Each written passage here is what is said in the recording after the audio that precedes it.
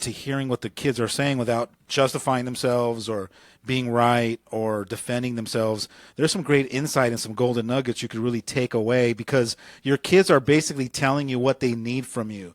And they might not know how to say it or articulate it in a special way or a way that really lands. But I think that from enough collecting information through these years, I've been able to try to fine tune it and actually create some golden nuggets. And I put it in the book, and there are different bullet points. So I want to go over those bullet points and kind of talk a little bit about that and also get your opinion as well. So in the book, I have a section where it says, what teens say about their parents who are not playing to win, who seem to be playing not to lose. So there's a distinction between playing to win versus playing not to lose. And so we're going to go over those bullet points. The first one is, my parents do just enough to get by, no more, no less.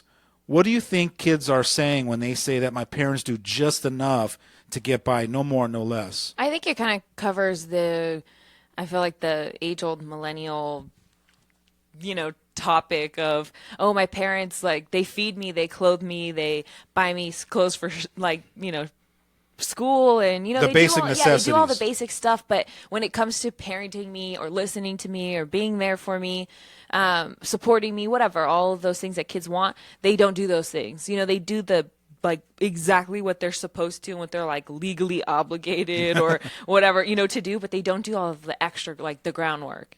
Yeah, for me, what I wrote down was that they don't seem to see their parents committed to maybe continuing education in the field of parenting, like doing maybe relationship workshops or leadership development, or how often do you see your mom going, hey, I'm going to be right back, I'm going to go do a communications class, or I'm going to do something in mindfulness or awareness or anything that's going to further my interpersonal growth such that I show up as a loving, more compassionate, patient parent with my kids.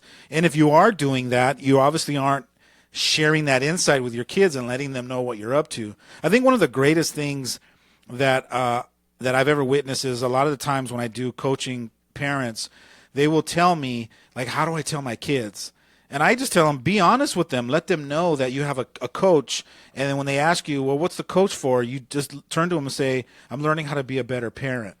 And you'll see like the smile on their face, like, they get excited because, I mean, what kid wouldn't want their mom or dad to go and continue to learn how to be a better parent? Well, I think that's funny because I've heard that story before, especially from a lot of parents in the training room, and they say, I told my daughter, I told my son what I was doing here, and it was weird, or it was awkward, or, they have like an experience from it. And to me, I'm thinking, like, are you serious? Like, your kids, yeah, probably didn't know what to say, or maybe didn't say anything, but in the back of their mind, or, when they walk away, they're like, oh, okay, that's cool. My mom's not just, my mom's trying, or my dad's trying. I even had one of my clients the other day shared with me how he thinks it's funny that when people ask him, or they find out that he has a life coach, because he's very successful in business and in his life, he's a loving father, but when he tells them he has a life coach, they look at him like, what do you mean you have a life coach? Like, what do you need a life coach for? And for him, he just gets it that you never want to rest on your laurels, and that even superstars have coaches, and that your learning never stops until you decide that either you know it all or that you're not going to be open to anyone else mentoring you. But, that's the old axiom that, parents, that some parents live by, which is, I get to continue to learn and grow so I can be more effective in my parenting. And I feel like that's kind of a valid question for people to ask, like, oh, why does someone so successful like you need a life coach, or why, you're such a great parent, why do you need a parenting coach? Or, but it's because it's the common person, just like you, me, whoever's listening, where we are comfortable and we say like, oh, nothing's wrong. Nothing's really that bad in my life. Everything's okay. And we don't have like a natural desire or need to make it better. And I think that's kind of what what the teens are saying is, my parents think everything's okay, but it could be better, or sometimes it really isn't okay. And imagine what kind of a statement you're making to your kids if you're resting on your laurels as a parent and you're doing just enough to get by, and that's the story that your kids are making up. What kind of a message you think you're sending them to some degree? Yeah, I guess I can kind of see parents I feel like parents, like everybody else, even the teenagers, make excuses that, they're busy or, so that's why they do the minimum to get by. That's why they do the feeding and clothing and whatever, but that's it. They don't do like all of the tough work that, we're constantly talking about on this show, because it's really easy to make excuses or get distracted with work, Facebook, friends, family, making dinner. Sometimes the just the gesture of making dinner alone, it goes unnoticed by the teenagers, and I can acknowledge that and tell you parents that yeah, I think we kind of expect we expect dinner, we expect clothes, and we expect all of Yeah, those things. that's just the norm. That's the base. Yeah, but if you're looking at it from I'm slaving away making this dinner, or I worked so hard to buy you those school clothes that cost me so much money, you're seeing, you guys just have different perspectives on it. That's funny. That's something that I never realized about the millennials, but it seems to be a common thread that most millennials, when we say, well, who do you think pays for that? Or, who do you think bought that for you?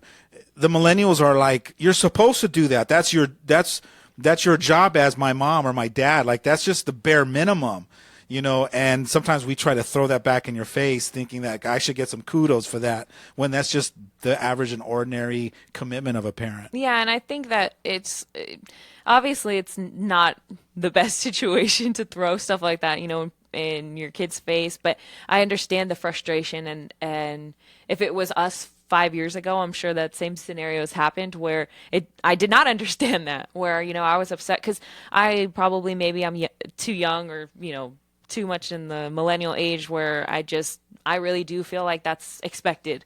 If I'm 16, 17 years old and I need food, then I need food. So I think, I like I said, I think it's just a different perspective on, and a little bit of gratitude. Like, us teenagers, we're not grateful because you could give us, a box of a cup of noodle, but no, you sit there and you make an actual meal. So I think there's, I guess maybe not fault, but responsibility needs to be taken on both sides. Absolutely. And then I also want to throw out, like, you have no idea what your parents may have experienced when they were growing up with their parents.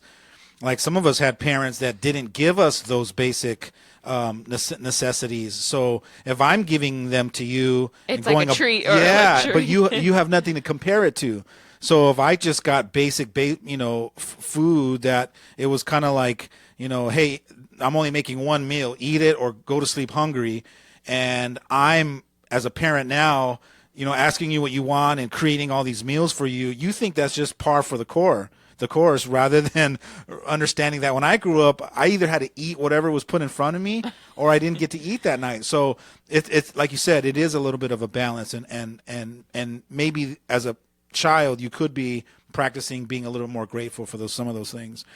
The next thing is that when it comes to teenagers realizing and kind of observing their parents playing not to lose rather than playing to win, they said that their parents seem to be pessimistic, always prepared for worst case scenarios, meaning that if your son or daughter comes to you and shares something they're excited with, it's usually met with the response from kind of their fears, like, well, have you thought of doing this? Kind of preparing them for worst case scenario, instead of speaking into the possibility that it can actually turn out great, or it can be something that, blows up for them or really takes off in a positive way. Yeah, what's up with that? How come every time, I really identify with this statement. It's like, how come every time I'm excited about something or I have an idea, maybe it's because parents feel like they need to be devil's advocate, or they need to bring you back down to earth, or but that almost it almost is like, just sometimes it could be just shattering, like world shattering, like everything that you thought you knew and you spent all these years trying to figure out, especially as a teenager, trying to figure out what you want to do. And we talked about the scenario before. Imagine your young teenager, 13 years old, is going to high school, 14, and he says, oh, I want to play football. And that's was a big deal for him to figure that out. And you tell him oh, but you're so small. Or you haven't been playing as long as some of the other kids. So it's kind of like us us being pessimistic but is it's your fears being that's right. projected That's onto right. to me, and yeah, it's being pessimistic and not seeing like the brighter side. Well, of it's showing up things. pessimistic on their end. They're seeing it as, wow, man, every time I have something I'm excited about or proud of, it seems like my dad always has a comment to just chop me down or pop the air out of my balloon, or it just it's a lot of times as parents we operate unconsciously on automatic pilot.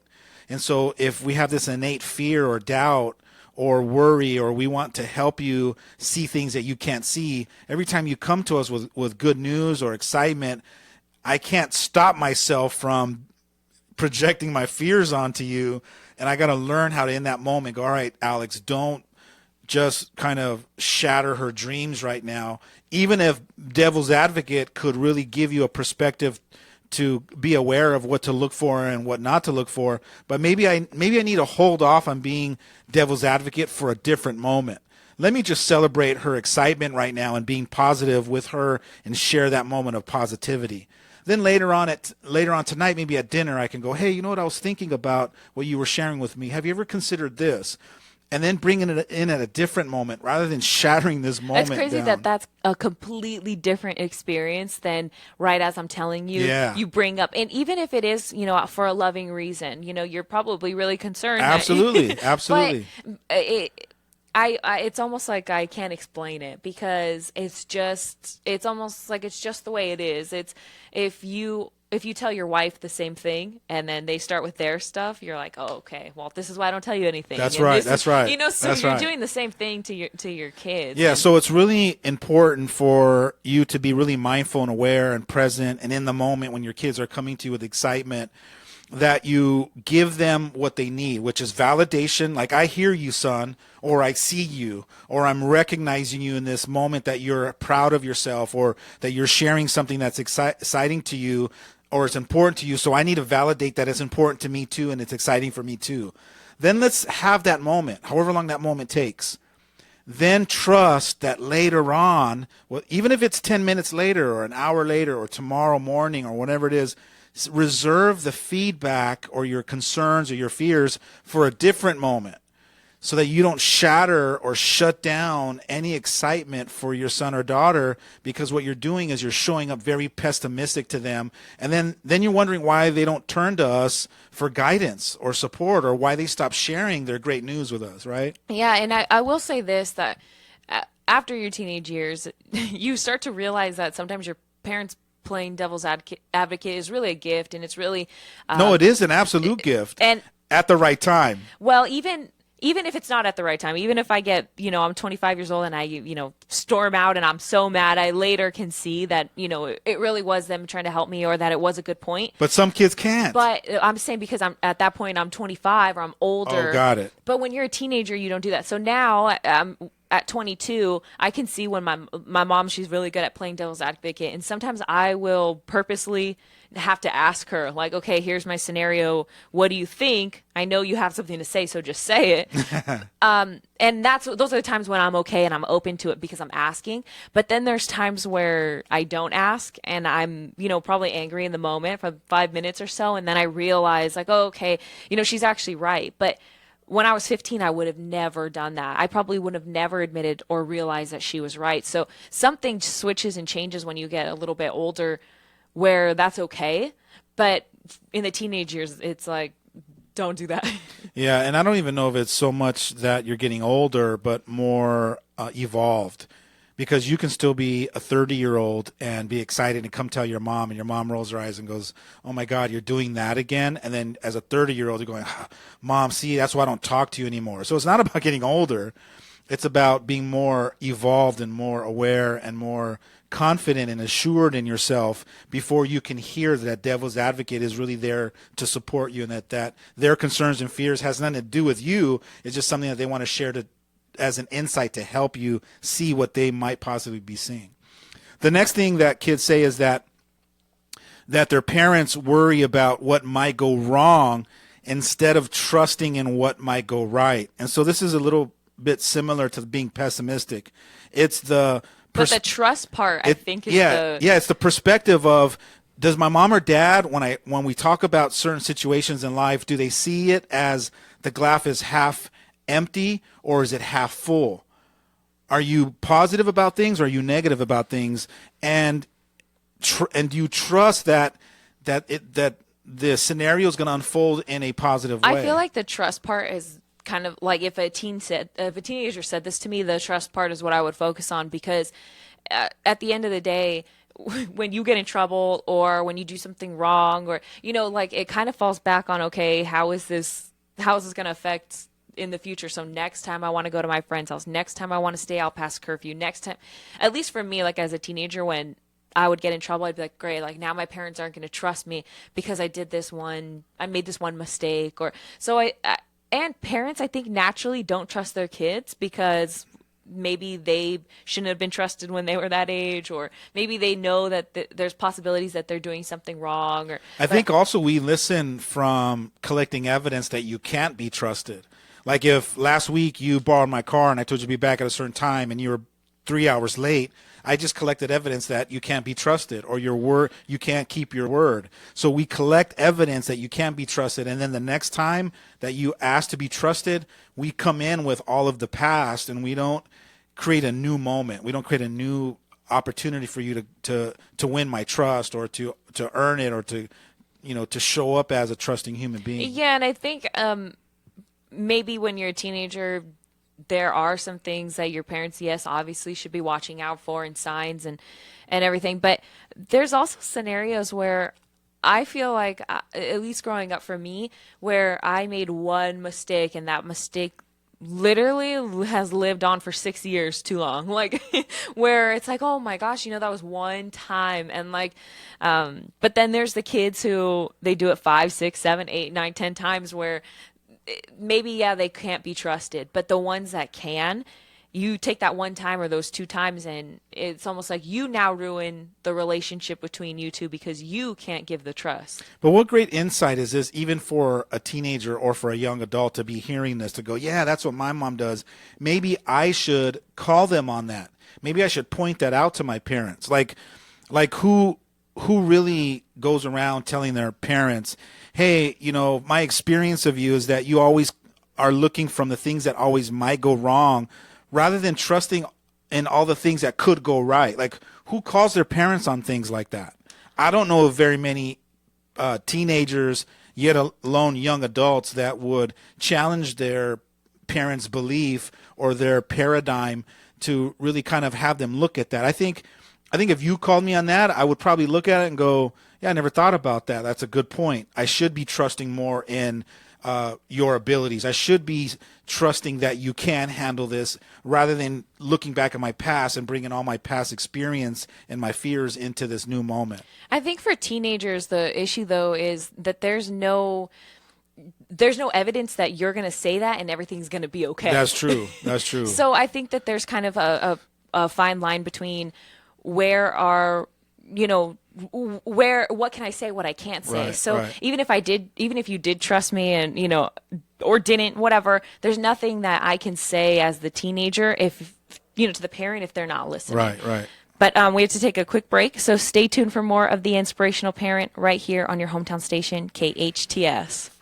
Santa Clarita, bedbugs are taking over our city. They've invaded our homes, our businesses, and most importantly, our sleep. If you have suspicious bites that appear nightly, or have a bug that you need ID'd, your best option is to make one call to All Pro. We offer a 100% guarantee that your bedbug issues will be solved with heat in one treatment. No need to tent or spray your house with chemicals. Heat is all you need. Call 661-298-2200 or text me a bug picture to 661-645-0540. It's time to sleep tight again, STV. Drugs or alcohol abuse can tear a family apart. In Santa Clarita, just like everywhere else, it's an epidemic. The Way Out Recovery is here to help. Call them now at 296-4444 or visit them on the web at thewayoutrecoveryscv.com. The Way Out offers outpatient treatment for adolescents, adults, and family members. The Way Out is compassionate, caring, professional, and confidential. You and your family don't have to suffer any longer. Call the Way Out Recovery now, 296-4444, or visit thewayoutrecoveryscv.com and make an appointment. Asking for help is the first step.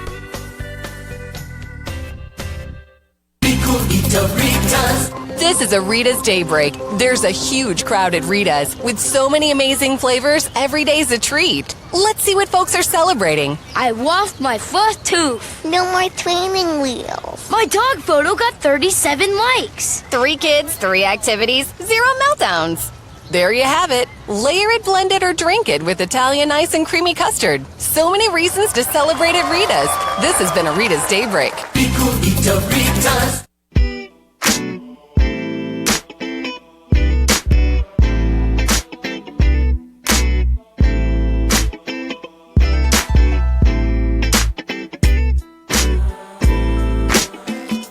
Welcome back. You're listening to the Inspirational Parent right here on your hometown station, KHTS. I'm your host, Jasmine Urbina, here in the studio today with my dad and co-host, Alex Urbina. And today we are talking about the feedback that teenagers give to improve your parenting. So we're going over a quick list of some bullet points found in my dad's book, The Inspirational Parent. And I kind of wanted, Dad, you've been throwing the questions at me kind of so I can decipher what it is that the teens are trying to say.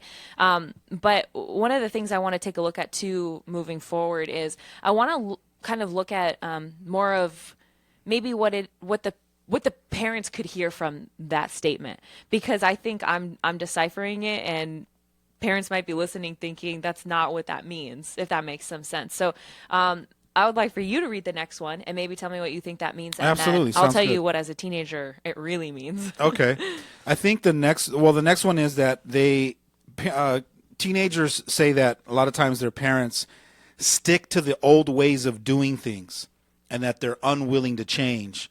And so what I think that teenagers, how they're experiencing their parents is that they're unwilling to be open to new possibilities. So what I'm visualizing is like my mom and dad, who came from an era where they were taught a certain way, where they created this box of how to parent, and they parented me inside of that box, and they weren't open to any other possibility that I could possibly share with them, some new insight, or that there's a different way to interact with me, or there's a different way to be with me such that you trust me and that we're able to grow our relationship.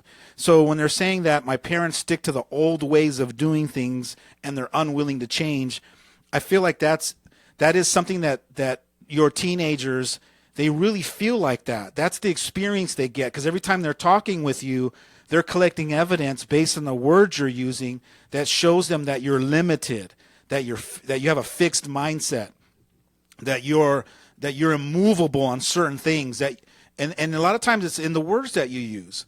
So there's a difference between saying, I don't see that and that's not going to happen, versus, hey, you know what, son, I'm really open to that possibility. I've never had that experience myself, but that could be possible.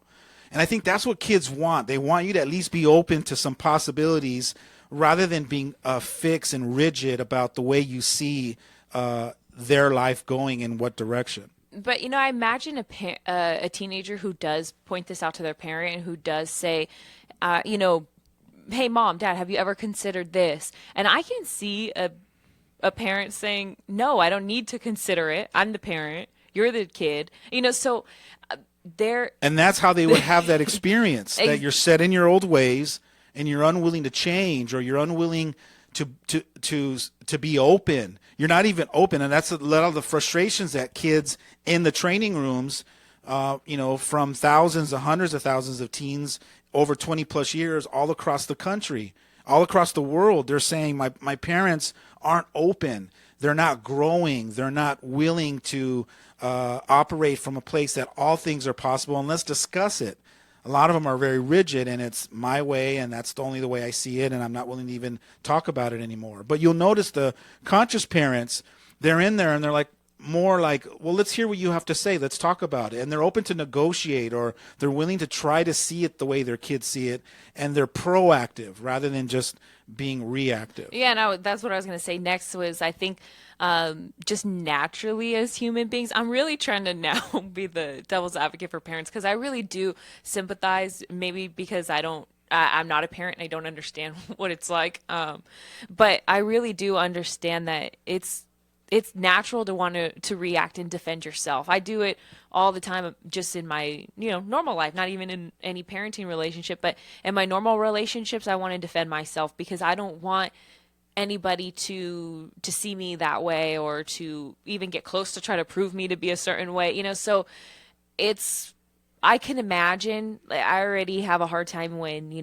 people who are close to me tell me that. I can imagine how hard it must hit when your own kid tells you something like that, so much so that you don't want to hear it at all.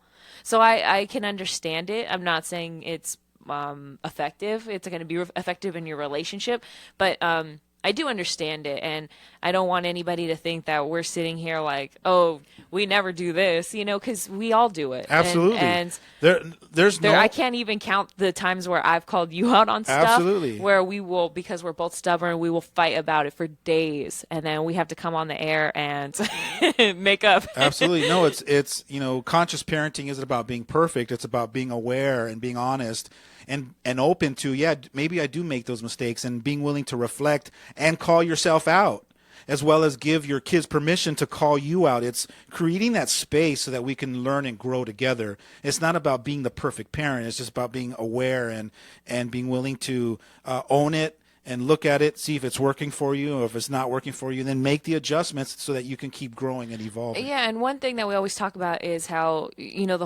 the ego doesn't want you to get hurt, and it's there to protect you, and I'm saying it like that because that's exactly what you say, but it's something that we bring up all the time. But I also think that, at least for me, I find that as long as I can acknowledge it first to somebody, they can't hurt me. So there is no, my ego doesn't need to protect me because I already know it. So it's kind of more so one of those, like, I'm specifically imagining a parent sitting down and say, hey, you know what, Timmy, I know that I'm stubborn. I know that I'm set in my ways, and I know all of these things, and I really am trying. I give you permission to bring it up to me whenever I'm being that way. And that's what they want. Your kids want you to be emotionally honest. And that's what we are not doing in our unconscious parenting, because ego comes in and says, no, don't acknowledge that, because by you acknowledging that, now my fear comes up that you're going to use that against me. No unconscious parent wants their kids to start calling them on things, because then I'm in the illusion that I lose control of my kids, not realizing that if I practice trusting, going to that place, that my kids will actually be inspired by my courage and my willingness to be so vulnerable and revealing. That's how you hook their heart.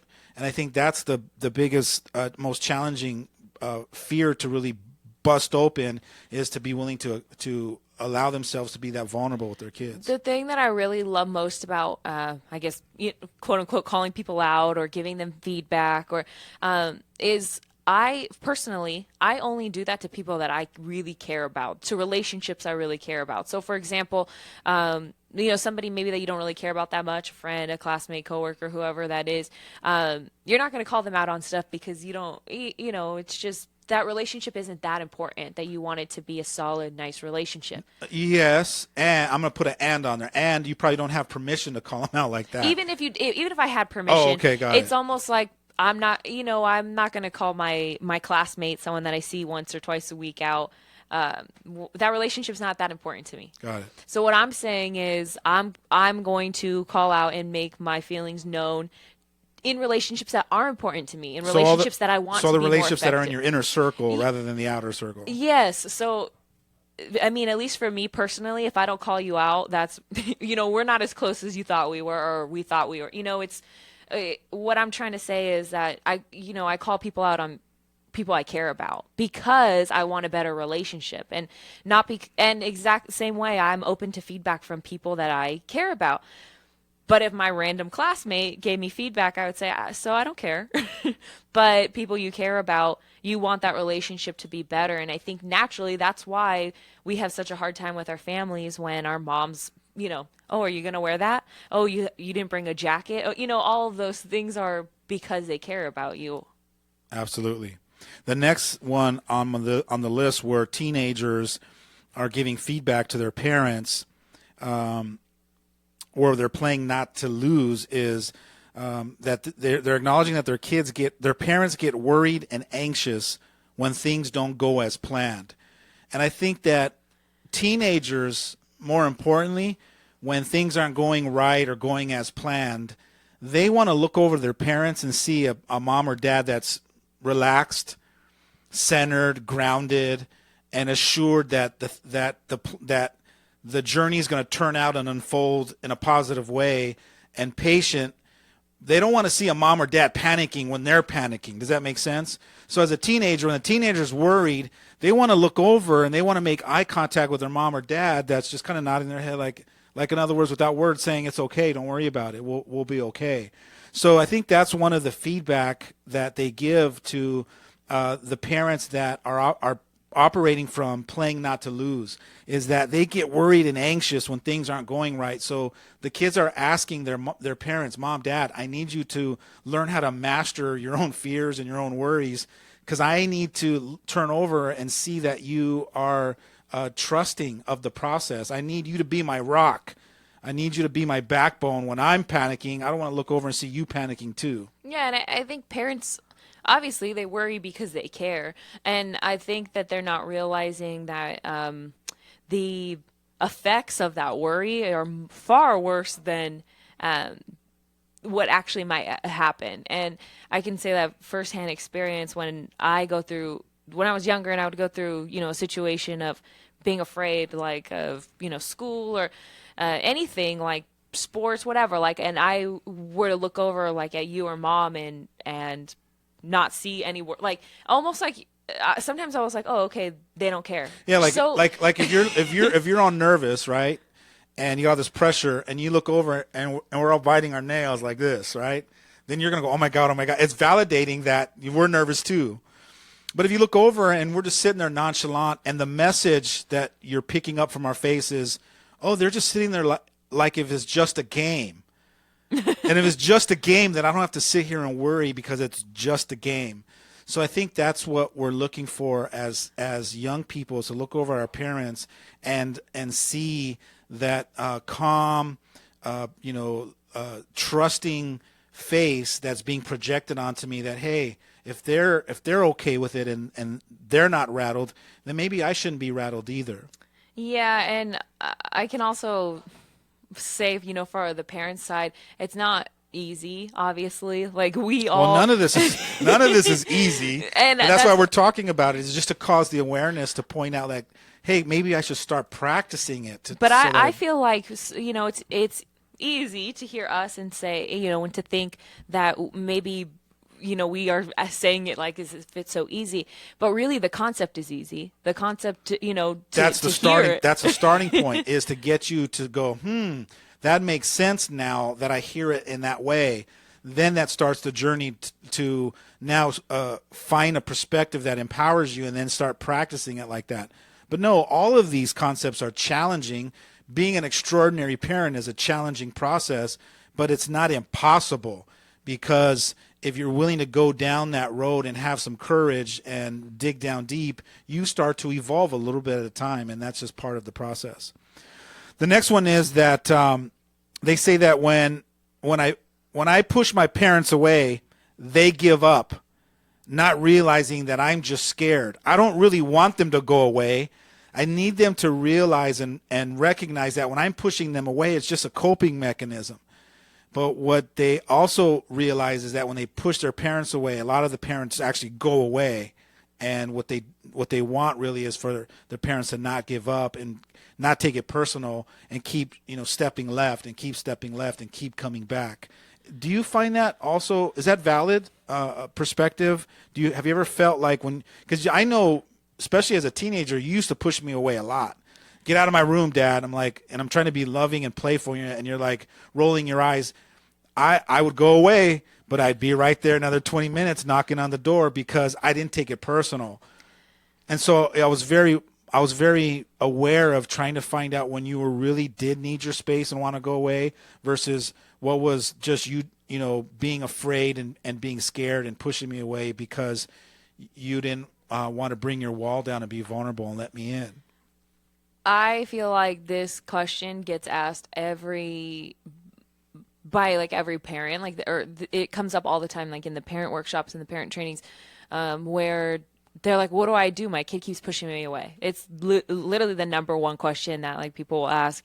And, really when it comes down to it, and sometimes I don't want to be harsh and I don't want to say it, but you have permission to say yeah, it. I'm just going to say it now because I feel like I've been you deserve some hate mail just like I get. You should. I feel like I've been tiptoeing around it for so many years, but when it comes down to it, your kid doesn't trust you. That's why they're not telling you. And as hard as that might be to hear, that's 99.9% of the reason why they're not telling you. The other 0.% is because your kid is their own special agenda. But that's the reason why. It's because they don't trust you.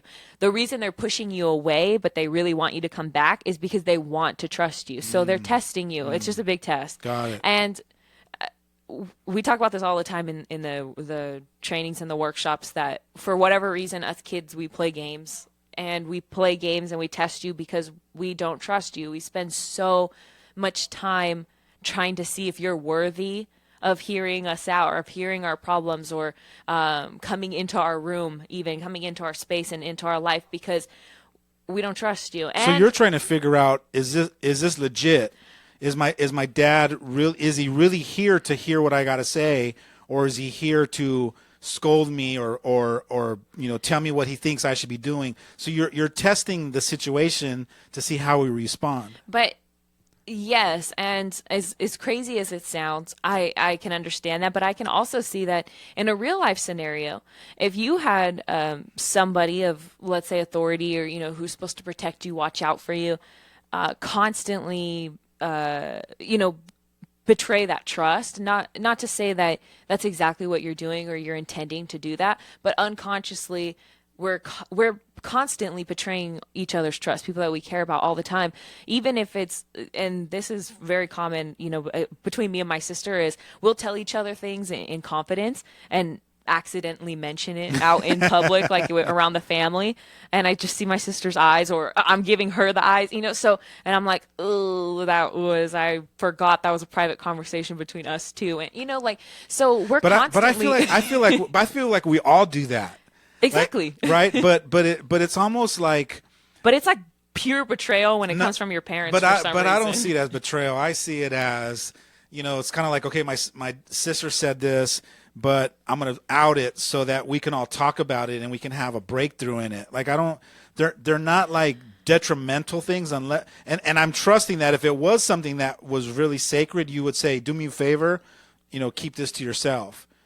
So there's kind of like I'm sharing with you. But I think when you're in an emotional conversation and you guys are you're sitting there for hours and talking, even if this is with your kid, even if it's not hours, it's 15 minutes, your kid opening up to you at all is just automatically assume that it's confidential.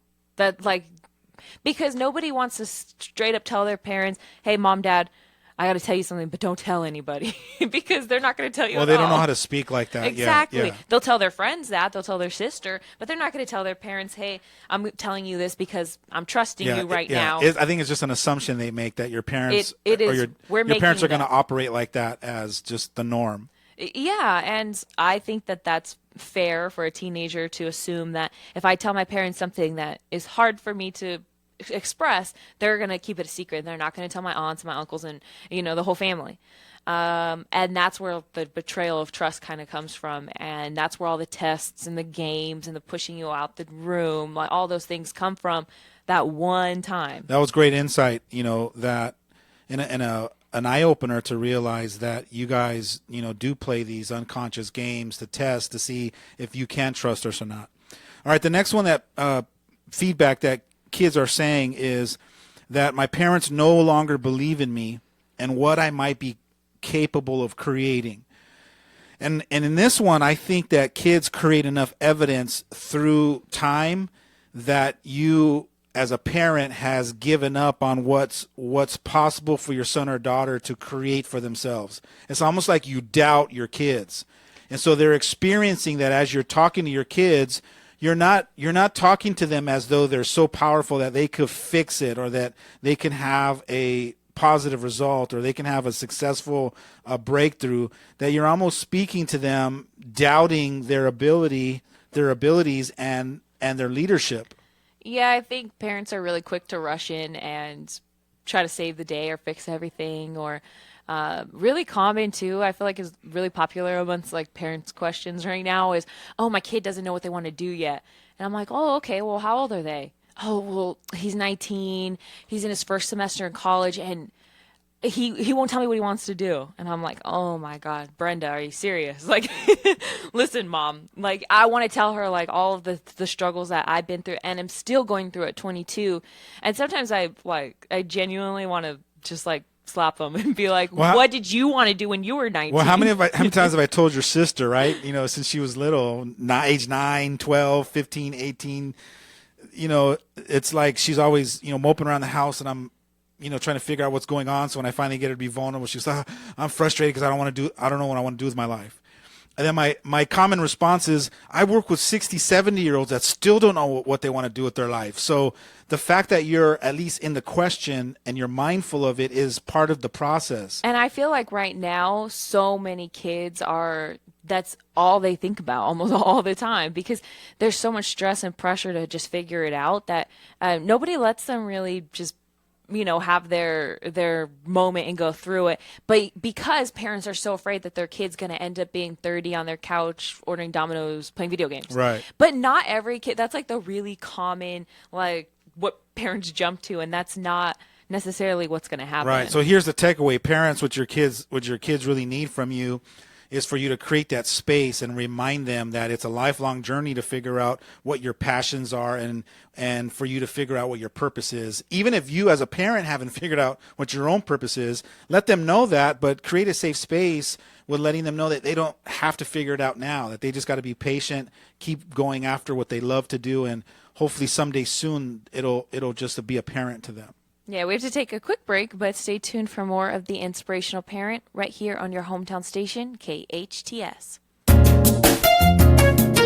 Daily Imprints is the premier one-stop shop for custom embroidery, screen printing, and promotional products in the Santa Clarita Valley. Owners Joe and Dana have provided KHTS with quality embroidered company shirts for over 3 years. If it's new business cards or promotional products you need to enhance your image, Daily Imprints is the choice for you. Located on Lyons Avenue. Stop by or call today, 661-678-0508.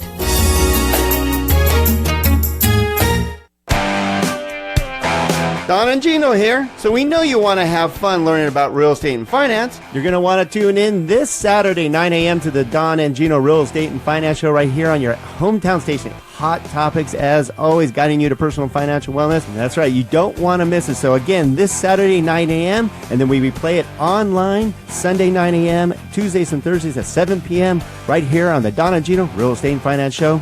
Join us. All-Star Sports Grills is the best place in town to catch a Dodger game on one of their 17 screens and choose a cold one from 23 different tap beers. All-Star Sports Grills prides itself on their fresh, made-to-order menu, including half-pound Angus burgers. Enjoy an all-star comedy show the fourth Wednesday of the month. All-Star Sports has a pet-friendly and smoking patio. All-Star Sports Grills on Bouquet Canyon, north of Plum Canyon.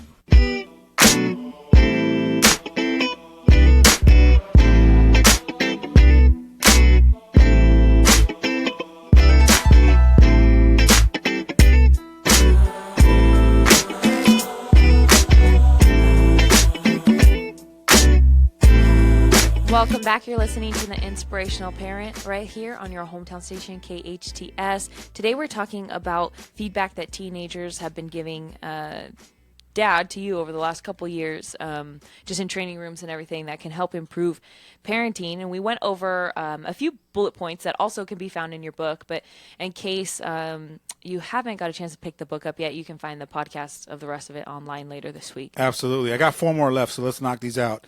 The next one that they give feedback regarding their parents is that they think their parents take things personally, and they always make it about them when it's not. And I find this to be one that's just a human dysfunction, that we all at some point take things personally rather than just allowing things to be what they are. For example, if somebody makes a comment towards you and it's a negative comment, we somehow allow that projection to land on us, and then we get our feelings hurt because we're choosing to take it personal rather than going, hey, thanks for sharing your opinion or your perspective, and separating it as just someone's opinion.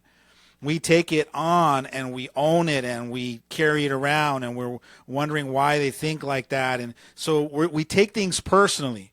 And as human beings, when we're taking things personally, we carry that into our relationships with our kids. And then when they say certain things, we allow that to hurt our feelings. We allow that to offend us. And that's just kind of the dysfunctions that we allow to get in and kind of taint those relationships that we're having with our kids. Yeah, I think that we're all just very self-centered and sensitive. I don't mean self-centered as like the negative vein. I mean, literally, me as self. Everything's about me. But I'm trying to say it in like a aggressive way where it's like you're being mean about it. I didn't think I'm not intentionally being mean. No, I know. I'm saying it in a neutral way. You're just sensitive to that people are hearing it like it's mean. I'm not trying to be mean when I'm saying it, that everything is about me. And I'll call myself out. But when you think about it, everything is about me. Like when people say like, oh, you're self-centered. Well, yeah, I'm the center of my universe. That's right. So being self-centered isn't what makes you vain or what makes you, selfish. Everyone's self-centered. Everyone should be self-centered. That's right. I think that it got turned into like everything's about me kind of thing. That those are different factors that don't play into actually being self-centered and realizing that everything really is about you in your world. But when your kid is telling you something, that doesn't mean that it's about you in that scenario. So here's an example. Your son or daughter comes home and is frustrated because something's going on at school. And as she's sharing that with you, you're the parent, I'm sharing that with you, you take it personally because what I said is a reflection of your parenting because you decided it was. And then now you get offended or you start to try to defend yourself to me as the child. And what I want to say is, Mom, I was just sharing with you what happened at school. This isn't about you and your parenting. Stop defending yourself. That's what they're talking about here, is not everything is about you. You don't have to hear every possibility of sharing to where it triggers your own insecurities, and then you get riled up and you get offended, and now you're projecting your stuff onto me. Yeah, and I want to I want to tell a very, very quick story about something similar. And first, I want to start by saying, Mom, I love you. You're such a champ for putting up with letting me tell these stories. But when I was younger, I have one of my best friends. Her mom's like one of us. Like, she's the young, fun, like she's like not even a mom. Like, she's just like the cool friend mom. But anyways, when I was younger, I would tell my mom like, oh yeah, we went to the store and Kayla's mom, she did this and she's so cool. And my mom would take it as me saying, she's so cool and you're not. And when she would react in that way, like, oh yeah, Kayla's mom's so cool, like I would feel I would feel bad, like that's not what I meant. Right. But then I would be like, you know what, that's not my problem, because I'm not going to sit here and because it really genuinely is not what I meant. And I realize now though that that's just so many years of me talking about how cool my friend's mom was and not acknowledging her for how cool that she was. Right. And so in that scenario, mom is hearing and comparing, and then it triggers some of her own stuff, and so then she's making it about her, where you are in your mind going, Mom, this isn't about you. I just wanted to share how cool my friend's mom was. So this is a great example of how, as parents, we could be making a lot of things about us, and our kids are saying, not everything's about you. Stop taking things personally. And that's where they're identifying that you're playing not to lose, not playing to win. And but real quick, I just want to point out that in that scenario, I can see how being the teenager, being the kid in that scenario, it's not your responsibility to make your parents not feel bad. No, it's not. It's not your responsibility. But we also don't give ourselves permission to say what we acknowledge, like what we saw, like, oh, Mom, I didn't mean that you're not cool. We get mad about it because in that very same scenario, I got mad. I was like, okay, never mind, whatever. And I left. I don't know why I tell you. Why, Instead of just saying, Mom, that's not what I meant. You're cool too. I was just telling you a story. And we are not going to do that as your kids. Yeah, as a 16-year-old, you're not that evolved yet enough to be able to do that. That's just not how it's going to go down. I got a couple more, and we're just going to kind of fly through them because we're running out of time. What they're saying is that as a parent, you're not open to the other possibilities, and that you have a fixed point of view. Like you're not learning how to be open to that all things are possible, and you don't come from that place. And so therefore, when you don't come from that place, you're not inspiring your kids. The next one is they're saying that you hang out too long in the problem, that you don't seek solutions, and they want you to start being proactive and start seeking solutions with them rather than hanging around in the problem and bringing it back up again and lingering around it and keep bringing it back up and hashing it over again. And then the last one is that they're saying that as a parent, you don't trust me, but then you wonder why I don't trust you. And so man, I could do a whole show about that one. And luckily we got that at the end because we only got literally 60 seconds left. But that's what our kids are saying, and that's what they're crying for. They want you to really work on yourself and help develop a beautiful relationship. Thank you so much for joining us today on the Inspirational Parent. We are here every Friday from 12 to 1 p.m. right here on your hometown station, KHTS.